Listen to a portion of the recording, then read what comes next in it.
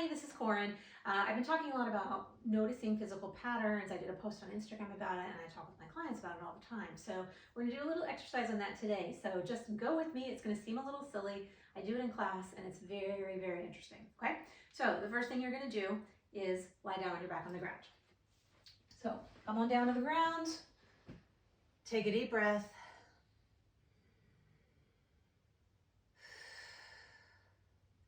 And then you're gonna get back up again. All right, so come on up, back up to standing, okay? Take your time. If you need more time, it's totally fine. You can pause this. And then we're gonna do it again. Just coming all the way down to the floor. I promise it's gonna be more interesting than this. Coming down to the floor, take that deep breath.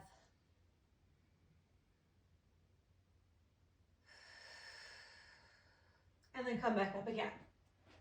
Okay. This time we're gonna do it a little differently. Same thing, getting back down on the floor on your back, but this time I want you to pay attention to how you do it.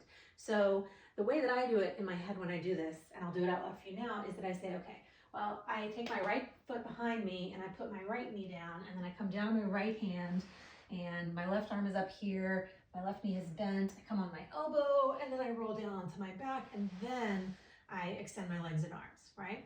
So take a deep breath.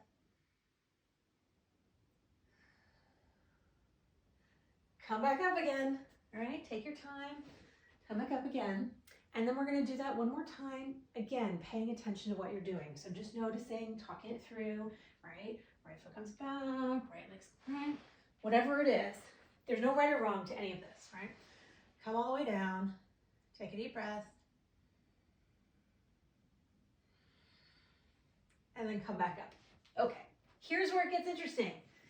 Now I want you to do what you just did, but in reverse. So for me, that means I lead with my right foot going back. I'm gonna lead with my left. So I'm gonna go left foot back, okay, and come down. Already I'm feeling a little shakier on this side, right? I'm gonna come down onto that left hand, feeling a little awkward. Trying to do it the same way, might not be exactly the same, that's okay. And then come all the way down onto your back, right? Take a deep breath. Stay there. Just stay there and breathe and listen to me talk for a second. So what you may have noticed, what most people notice, is that you have very strong patterns for all the things that you do, and getting down and up off the floor is just one example. So if it felt really weird to you to do it the other way, that's worth noticing. It doesn't mean it's wrong that you have the patterns. We love patterns. We're pattern creatures, and that's okay. It helps us get through life. But it is interesting to kind of notice and start to break up some of those patterns. So this is a really interesting way to do it. Another thing that you can do, what I talked about on my Instagram post yesterday, is if you are doing your workout and you're about to do step-ups and you always step up on the left first, maybe this time you do the right first, right? Alternate your sides.